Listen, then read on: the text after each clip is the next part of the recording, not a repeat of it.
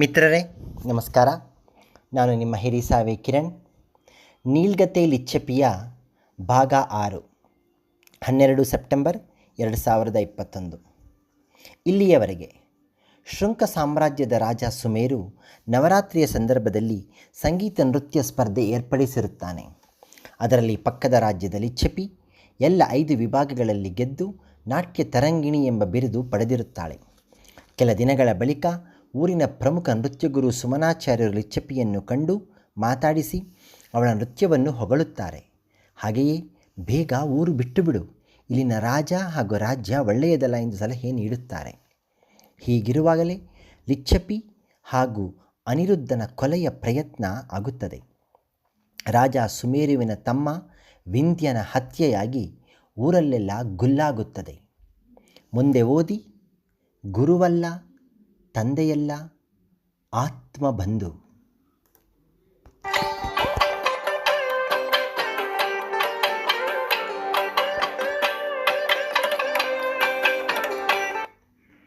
ರಾತ್ರಿ 8 ಆಗಿರಬಹುದು.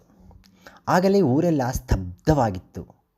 ಅಲ್ಲಲ್ಲಿ ಕೆಲವು ದೀಪಗಳು ಸಣ್ಣಗೆ ಉರಿಯುವ ಕಾಂತಿ ಕೆಲ ಮನೆಗಳಿಂದ ಹೊಮ್ಮುತ್ತಿದ್ದುದನ್ನು ಬಿಟ್ಟರೆ, ಬೀದಿಯ ಆಚೀಚೆ ನೆಟ್ಟಿದ್ದ ಕಂಬದಲ್ಲಿ ಕೆಲವು ಪಂಜುಗಳು ತೂಗಾಡಿ ಅಲ್ಲಲ್ಲಿ ಬೆಳಕಿತ್ತು. ಒಂದೆರಡು ನಾಯಿಗಳು ಬೊಗಳುವ ಕೀರವ ಸದ್ದು, ದೂರದಿಂದ ಗವ್ವೆನ್ನುವ ಜೀರುಂಡೆಯ ದನಿ. ತಾನು ನಿದ್ರೆಗೆ ಆಕಳಿಸುವ ಸೋಮಾರಿಯಂತೆ ಸ್ವಲ್ಪ ಗಾಳಿ ಬೀಸುತ್ತಿತ್ತು.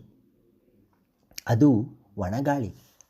ಸಾದಾ ಸೀರೆಯನ್ನು ಮುಖದ ತುಂಬ ಹೊದ್ದು ಯಾರಿಗೂ ಕಾಣದಂತೆ ಬೆರೆಬೆರೆ ನಡೆದ ಲಿಚ್ಚಪಿ ನೃತ್ಯ ಗುರು ಸುಮನಾಚಾರ್ಯರ ಮನೆಯ ಜಗಲಿಗೆ ಬಂದು ಒಳಸೇರಿದಳು. ಸುಮನಾಚಾರ್ಯರಿಗೆ ಆಶ್ಚರ್ಯ ಸಂತೋಷ ಎರಡೂ ಒಮ್ಮೆಗೆ ಆಯಿತು. ಮಂದವಾಗಿ ಉರಿಯುತ್ತಿದ್ದ ಒಂದು ದೀಪ ಸಾಲದೆಂಬಂತೆ ಇನ್ನೊಂದು ದೀಪ ಹಚ್ಚಿ ತಂದರೂ ಅವಳನ್ನು ಸ್ವಾಗತಿಸಳು.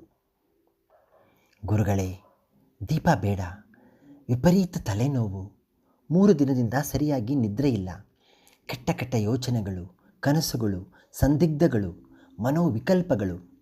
ಕೊಂಚ ವಿರಮಿಸಲು ನಿದ್ರಿಸಲೆಂದೇ ಬಂದಿದ್ದೇನೆ. ಒಂದು ಚಾಪೆ ಹೊದಿಕೆ ಕೊಟ್ಟು ಬಿಡಿ ಎಂದಳು. ಆಗಲಿ, ತುಂಬ ಬಳಲಿದಂತೆ ಇದ್ದಿ ಮಗಳೇ, ಊಟ ಮಾಡಿದೀಯಾ? ಹಾಗೆ ಮಲಗಬೇಡ, ಸ್ವಲ್ಪ ಕ್ಷೀರಘೃತ ಅಂದರೆ ಹಾಲಿಗೆ ಹಸುವಿನ ತುಪ್ಪ ಹಾಕಿ ಕೊಡುವೆ. ಅದೆಂಥ ರಾಕ್ಷಸ ತಲೆಬೇನೆ ಇದ್ದರೂ ಬಾಧಿಸದು, ಸೇವಿಸಿ ಮಲಗು ಎಂದರು.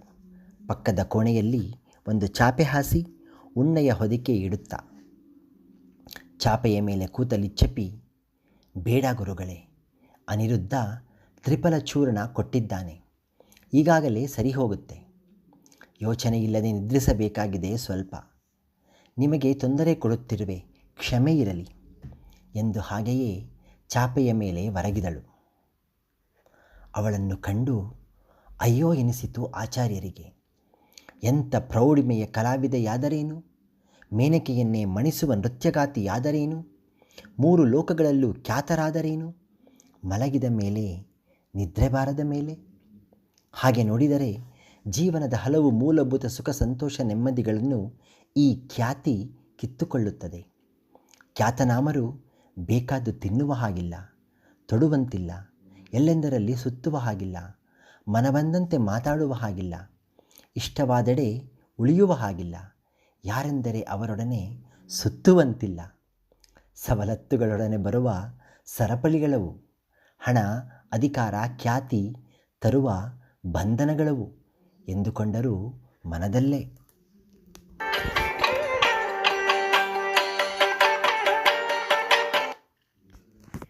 ಯೋಚಿಸತೊಡಗಿದರು. ಒಂದು ಕಾಲದಲ್ಲಿ, ಅದರಲ್ಲೂ ಈ ರಾಜನ ತಂದೆಯವರಾದ ಹಿರಿಯ ಶೃಂಗರಿರುವಾಗ ತಾನು ಈ ಎಲ್ಲ ಸವಲತ್ತು ಅನುಭವಿಸಿದ್ದೆನಲ್ಲ. ರಾಜ್ಯಕ್ಕೆ ಮುಖ್ಯ ನೃತ್ಯ ಗುರುವಾಗಿದ್ದೆನಲ್ಲ. ಯಾವುದೇ ಹಬ್ಬ ಹರಿದಿನವಾದರೂ, ಜಾತ್ರೆ ಪರಿಷೆಯಾದರೂ, ರಥೋತ್ಸವವಾದರೂ, ರಾಜ ಮನೆತನದವರ ಹುಟ್ಟುಹಬ್ಬ ವಾರ್ಷಿಕೋತ್ಸವಗಳಾದರೂ ತಾನೇ ಸಾಂಸ್ಕೃತಿಕ ಕಾರ್ಯಕ್ರಮಗಳ ಆಯೋಜಕ ಪರಿಷತ್ತಿನ ಅಧ್ಯಕ್ಷ. ಸಂಗೀತ ಕಾವ್ಯ ನೃತ್ಯ ಸಮ್ಮೇಳನಗಳ ಸಂದರ್ಭದಲ್ಲಂತೂ ಇನ್ನಿಲ್ಲದ ಮರ್ಯಾದೆ. ತನ್ನ ಮಾತೆ ರಾಜರ ಆಜ್ಞೆಯಂತಿತ್ತು. ರಾಜರ ಪಕ್ಕದ ಆಸನದಲ್ಲಿ ಕೂತು ಸಮ್ಮೇಳನ ವೀಕ್ಷಿಸುವ ಗೌರವಾದರ ತನ್ನದಾಗಿತ್ತು. ಪ್ರತಿ ನೃತ್ಯಪಟುವು ತನ್ನ ಕಾಲಿಗೆ ನಮಸ್ಕರಿಸಿ ತನ್ನ ಪ್ರದರ್ಶನ ಶುರು ಮಾಡುತ್ತಿದ್ದ. ಹೇರಳವಾದ ಕಾಣಿಕೆಗಳು, ವಸ್ತ್ರ ವೈಡೂರ್ಯಗಳ ಕಾಣಿಕೆಗಳು ಸಲ್ಲುತ್ತಿದ್ದವು. ಸುಮೇರು ರಾಜನಾದ ಮೇಲೂ ಈ ಎಲ್ಲ ಸಂಪ್ರದಾಯ ಮುಂದುವರಿಯಿತಾದರೂ ತೋರಿಕೆಯ ಪ್ರದರ್ಶನ ಹೆಚ್ಚಿತೇ ಹೊರತು ಆಚಾರಗಳಲ್ಲಿನ ಶ್ರದ್ಧೆ ಕುಸಿಯಿತಲ್ಲವೇ? ಲಲಿತ ಕಲೆಗಳ, ನೃತ್ಯ ಪ್ರಕಾರಗಳ ನಾವೀನ್ಯ ಹೆಚ್ಚಿತು ನಿಜ, ಆದರೆ ಮೂಲ ಕಲೆಯ ಸಹಜ ಸೆಲೆ ಸೊರಗಿತಲ್ಲವೇ?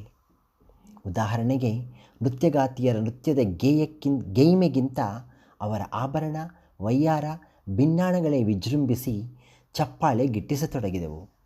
ನೃತ್ಯದ ಕುಶಲಗಾರಿಕೆ, ಸೂಕ್ಷ್ಮ ನವರಸಗಳ ಪ್ರಕಾಂಡ ಅಭಿವ್ಯಕ್ತಿಗಿಂತಲೂ ನಟುವಾಂಗದ ಅಬ್ಬರ, ಹಿಮ್ಮೇಳದ ಪಟುತ್ವವೇ ಅಧಿಕವಾಗಿ ನಾಟಕೀಯವಾಗತೊಡಗಿದವು. ನೃತ್ಯಗಾತಿಯ ಭಾವಾಭಿವ್ಯಕ್ತಿಗಿಂತಲೂ ಆಂಗಿಕಾಭಿನಯಕ್ಕಿಂತಲೂ ದೇಹ ಪ್ರದರ್ಶನವೇ ನೋಡುಗರಿಗೆ ಹಿತವಾಗಿದೆ ಈಗ. ನಾಟ್ಯಾಭಿನಯ ದುಡಿಮೆಯ, ಲೋಲುಪತೆಯ, ಕೇವಲ ಕೀಳು ಮನರಂಜೆಯ ಸಾಧನವಾಗ ಹತ್ತಿದೆ. ರಾಜನಿಗೂ ರಂಜನೆ ಬೇಕು. ಯುದ್ಧಾನಂತರದ ಶಾಂತಿ ಕಾಲದ ರಾಜಕಾರಣದ ಮಾನಸಿಕ ಕ್ಷೋಭೆಯ ನಡುವೆ ಒಂದಷ್ಟು ಶೃಂಗಾರ ರಸ ಬೇಕು. ಪ್ರಜೆಗಳಿಗೆ, ರಸಿಕರಿಗೆ ಅಮೋದ ಬೇಕು. ಕಲಾವಿದರಿಗೆ ಹಣ, ಕೀರ್ತಿ ಬೇಕು. ಇನ್ನು ಕಲೆ ಉಳಿಯುವುದೆಂತು? ಕಲಾ ಪ್ರಕಾರ ಬೆಳೆಯುವುದೆಂತು? ಕಲಾವಂತಿಕೆ ಯಾರಿಗೆ ಬೇಕಾಗಿದೆ? ಬಲಿತ ತೆಂಗಿನಕಾಯಿಯ ಸಿಹಿಯಾದ ಖಾದ್ಯಕ್ಕೆ ಕಾಯುವ ತಾಳ್ಮೆ ಈಗಿನ ಜನಾಂಗಕ್ಕಿಲ್ಲ.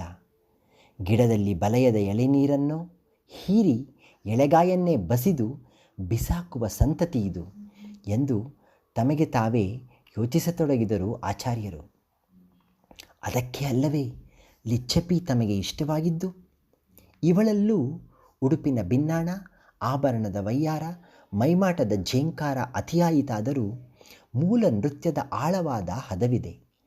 ತೋರಿಕೆಗಿಂತ ಹೆಚ್ಚಾದ ಆರಾಧನಾ ಭಾವದ ನಾಟ್ಯ ಶ್ರದ್ಧೆ ಇದೆ.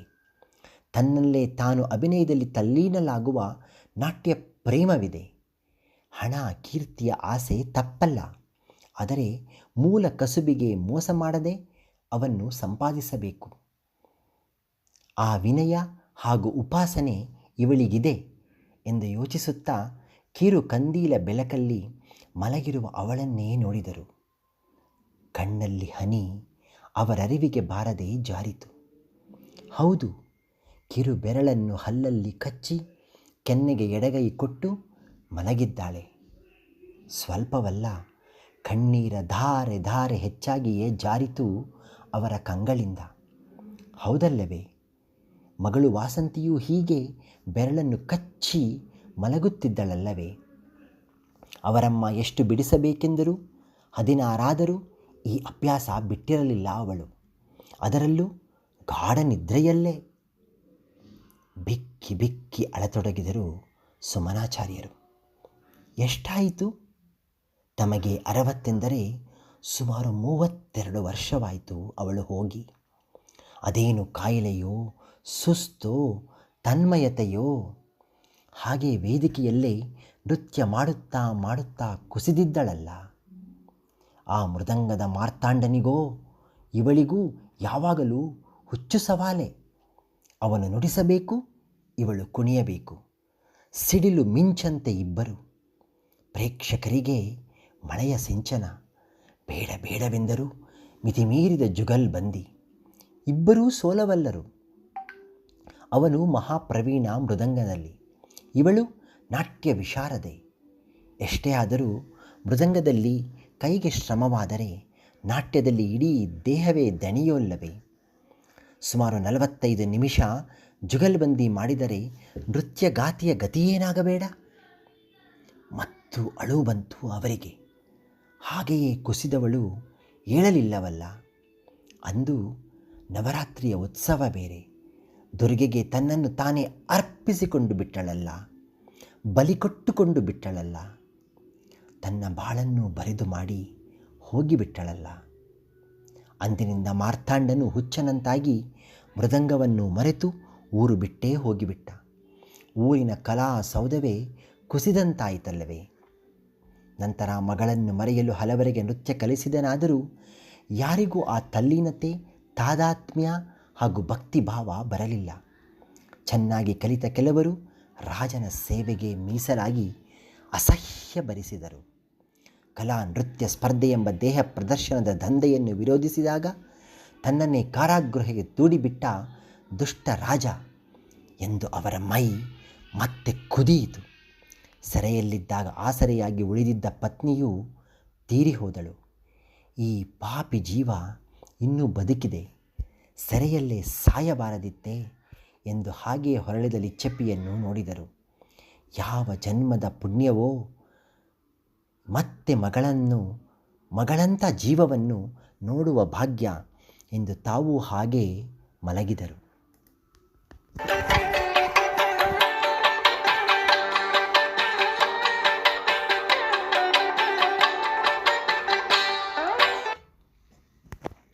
ಗುರುಗಳೇ, ತುಂಬ ಹಸಿವಾಗ್ತಿದೆ, ತಿನ್ನಲು ಏನಿದೆ ಎಂದು ಅರೆಬರೆ ಮಂಪರಲ್ಲಿದ್ದ ಅವರನ್ನು ಎಬ್ಬಿಸಿದಳು ಲಿಚ್ಚಪ್ಪಿ. ಇನ್ನೂ ಸೂರ್ಯೋದಯವಾಗಿರಲಿಲ್ಲ. ಹಕ್ಕಿಗಳ ಕಲರವದಿಂದ ಅರುಣೋದಯದ ಕಾಲ ಎಂದು ಅರಿವಾಯಿತು ಇಬ್ಬರಿಗೂ. ರಾತ್ರಿನೇ ಹೇಳಿದೆ, ಹಾಗೆ ಮಲಗಬೇಡ, ಹಾಲು ಕುಡಿದು ಮಲಗು ಎಂದು ಎದ್ದು ಹೋದ ಅವರು ಸ್ವಲ್ಪ ಅವಲಕ್ಕಿಯನ್ನು ನೆನೆಸಿ ಮೊಸರು ಬೆಲ್ಲ ಹಾಕಿ ತಂದರು. ಯಾಕೆ ಮಗಳೇ ಅಷ್ಟು ಸುಸ್ತಾಗಿದ್ದಿ? ತಲೆಬೇನೆ ಹೇಗಿದೆ? ನಿದ್ದೆ ಬಂದಿತೇ ರಾತ್ರಿ ಎಂದು ಗೋಡೆಗೊರಗಿ ಕೂತರು. ಸ್ವಲ್ಪ ಮೊಸರವಲಕ್ಕಿ ಸವಿಯುತ್ತಾ ತಲೆಯನ್ನು ಹುಲ್ಲಿಗಾನಿಸಿದಾಗಲೇ ತಲೆಬೇನೆ ಮಾಯವಾಯಿತು ಗುರುಗಳೇ. ಬಹಳ ದಿನಗಳ ನಂತರ ಇಂಥ ಹಿತವಾದ ನಿದ್ರೆ ಬಂತು. ಕನಸಿನಲ್ಲಿ ಅವನೂ ಬಂದಿದ್ದ ಎಂದು ಬಿಕ್ಕಳಿಸತೊಡಗಿದಳು. ಯಾರು ಎಂದು ಅವಳನ್ನೇ ನೋಡಿದರು. ಅದಿರಲಿ ಗುರುಗಳೇ, ಸಮಯ ಬಂದಾಗ ಹೇಳುವೆ. ಆದರೆ ಚಿಂತೆಯಿಲ್ಲದ ನಿದ್ರೆಯಂತೂ ಹತ್ತಿತು ಇಂದು ಎಂದಳು ಅವರ ಕುತೂಹಲ ಕೆರಳಿಸಿ. ಇರಲಿ ಬಿಡು, ನನ್ನ ಈ ಮನೆ ನಿದ್ರಾರಹಿತವಾದ ಮನೆ ಎಂದು ಭಾವಿಸಿದ್ದೆ ನಾನು. ಸುಮಾರು 20 ವರ್ಷದಿಂದ ಸೆರೆಮನೆಯಿಂದ ಬಂದ ಮೇಲೆ ನಾನು ನಿದ್ರಿಸಿಲ್ಲ.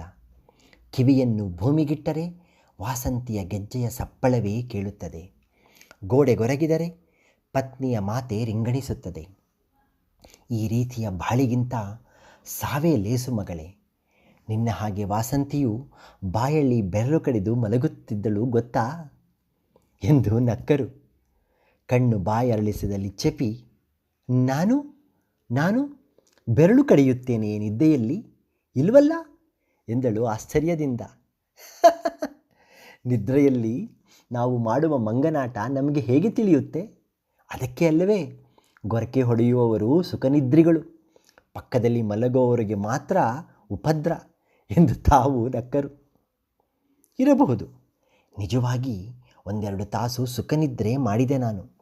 ಚಿಂತೆ ಇಲ್ಲದೆ, ಭಯವಿಲ್ಲದೆ, ವಾಸನೆಗಳ ಕಾಟವಿಲ್ಲದೆ, ಕೀಟ ಬಾಧೆಯಿಲ್ಲದೆ, ದೈಹಿಕ ಆಕ್ರಮಣವಿಲ್ಲದೆ ಎಂದು ತಲೆ ಬಗ್ಗಿಸಿದಳು. ಶಾಂತವಾಗಿ ಆಚಾರ್ಯರು, ಲಿಚ್ಚಪ್ಪಿ, ಒಗಟುಗಳ ಮೂಟೆಯಾಗಿದ್ದಿ ನೀನು. ಅಂದೆ ನಾನು ಹೊರಟು ಬಿಡು, ಊರು ಬಿಡು ಎಂದಿದ್ದೆ.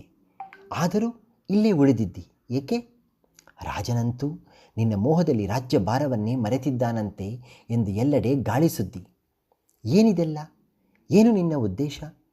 ನಿನ್ನ ಹತ್ಯೆಗೂ ಪ್ರಯತ್ನವಾಯಿತಂತೆ. ಯಾರ ಕೈವಾಡ ಅದು? ಒಂದೇ ಸಮನೆ ತಾಳ ಹಾಕಿದಂತೆ ಪ್ರಶ್ನೆಗಳನ್ನು ಎಸೆದರು. ಗುರುಗಳೇ, ನಿಮ್ಮ ಬಳಿ ಇಂದು ಎಲ್ಲ ಹೇಳಬೇಕೆಂದೆನಿಸಿದೆ. ಇನ್ನು ಎಷ್ಟು ದಿನ ನಾನಿಲ್ಲಿ ಇರುವೆನೋ, ಬದುಕಿರುವೆನೋ ಅರಿಯದು. ಈ ಊರಲ್ಲಿ ನನಗೆ ಆಪ್ತರಾಗಿರುವವರು ನೀವೊಬ್ಬರೇ. ಈಚೆಗೆ ಪರಿಚಯವಾದರೂ ಜನ್ಮಾಂತರದ ಸಂಬಂಧದಂತೆ ಹತ್ತಿರವಾಗಿದ್ದೀರಿ. ಅಮ್ಮನನ್ನು ಕಂಡಿದ್ದೀರಿ, ಮಗಳೆಂದು ಕರೆದು ಅಪ್ಪನಂಥ ಮಮತೆಯನ್ನು ತೋರಿದ್ದೀರಿ. ಕಾಣದ ಊರಲ್ಲಿ ಇಂಥ ಆಸರೆ ಸಿಗುವುದು ಅಪರೂಪವಲ್ಲವೇ?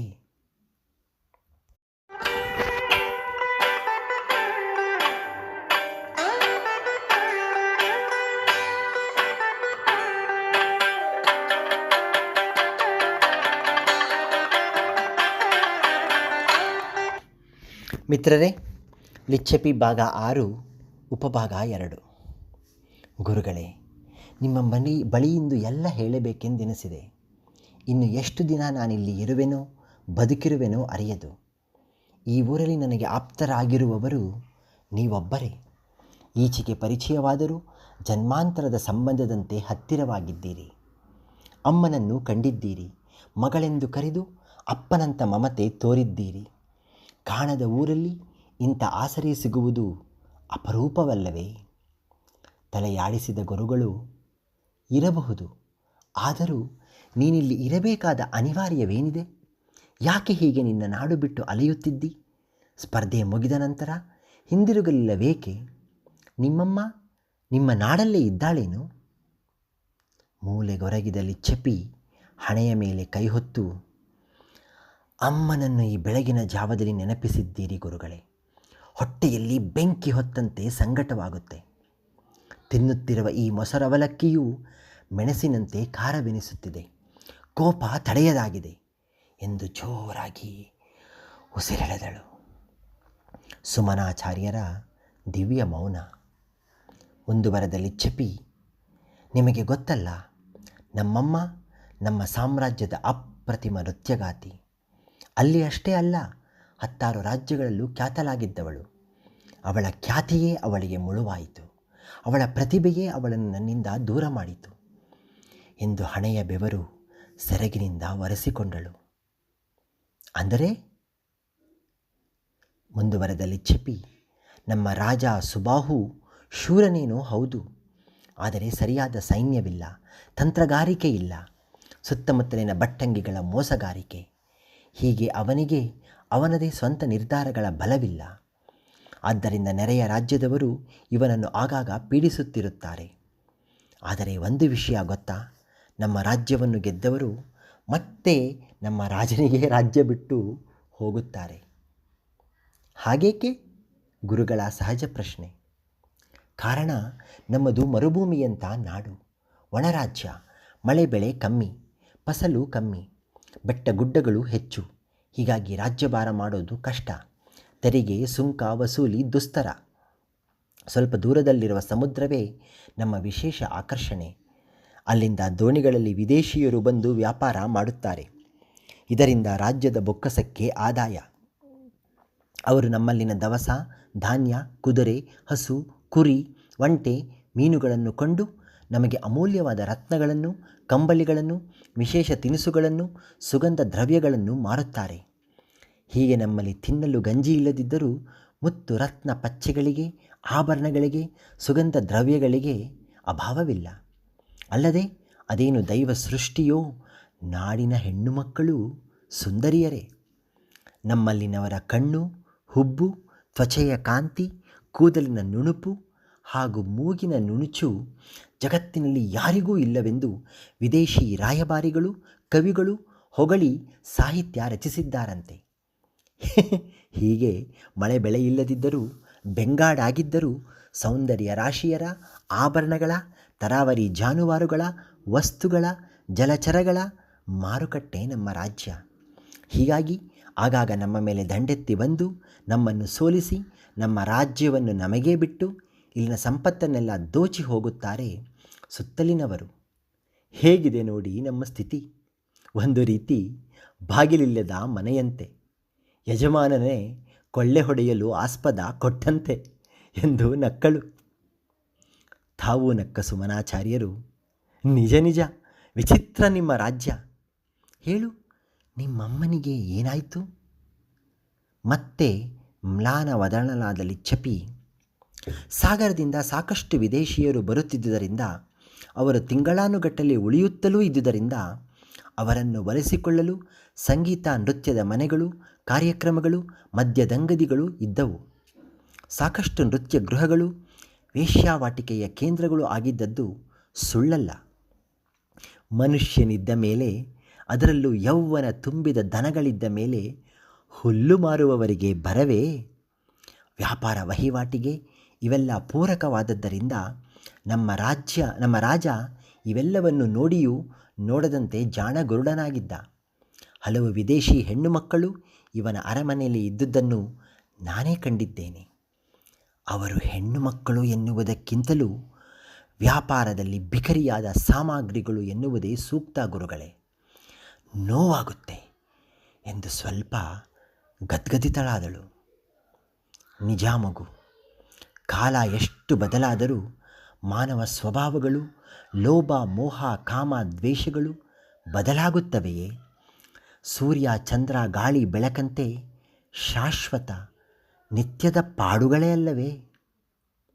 ಮುಂದುವರೆದ ಲಿಚ್ಚಪಿ, ಹೇಳಿದೆನಲ್ಲ ಗುರುಗಳೇ, ನಮ್ಮಮ್ಮ ನಮ್ಮ ರಾಜ್ಯದಲ್ಲಷ್ಟೇ ಅಲ್ಲ, ಹತ್ತೂರಲ್ಲೂ ಪ್ರಸಿದ್ಧಿಯಾಗಿದ್ದಳು.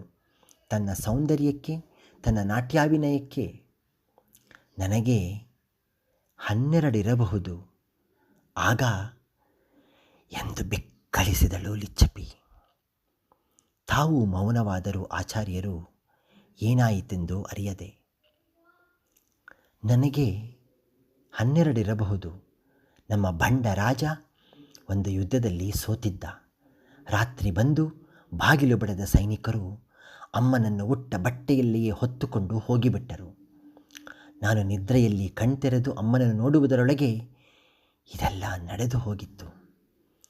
ಅಂದಿನಿಂದ ಅವಳನ್ನು ನಾನು ನೋಡಿಯೇ ಇಲ್ಲ.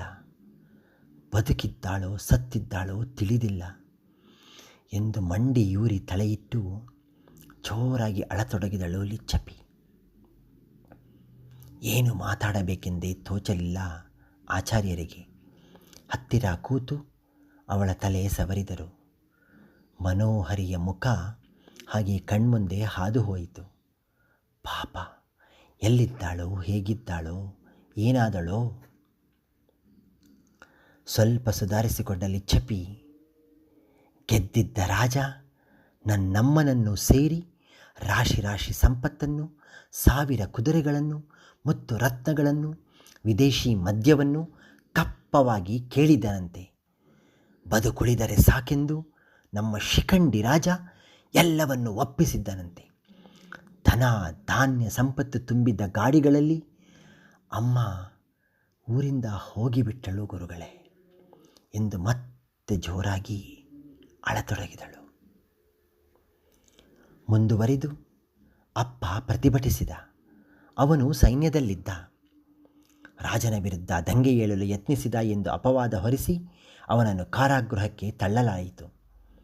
2 ವರ್ಷದ ನಂತರ ಅವನು ನಾಪತ್ತೆಯಾದ. ಅವನೇ ಓಡಿಹೋದನೋ, ಇವರೇ ಕೊಲ್ಲಿಸಿದರೋ ನಾನರಿಯೇ ಗುರುಗಳೇ.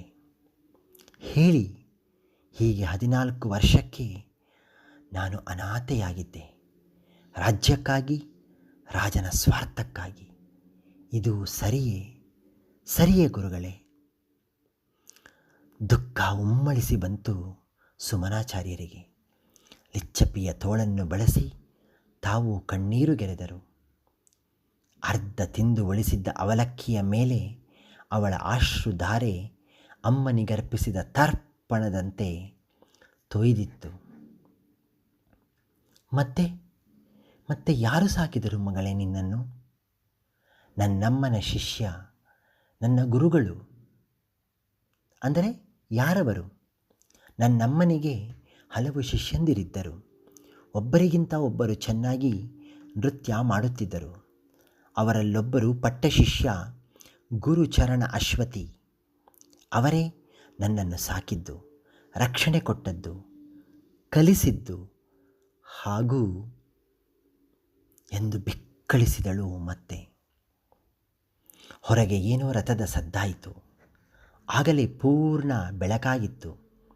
ಕಿಟಕಿಯ ಸಂದಿನಿಂದ ಕಾಣುತ್ತಿದ್ದ ಮರದೆಲೆಗಳ ಮೇಲಿಂದ ಮಂಜಿನ ಹನಿಗಳು ಉದುರಿ ಲಿಚ್ಚಪಿಯ ಆಶ್ರು ಬಿಂದುಗಳಂತೆ ಗೋಚರಿಸಿತು ಸುಮನಾಚಾರ್ಯರಿಗೆ.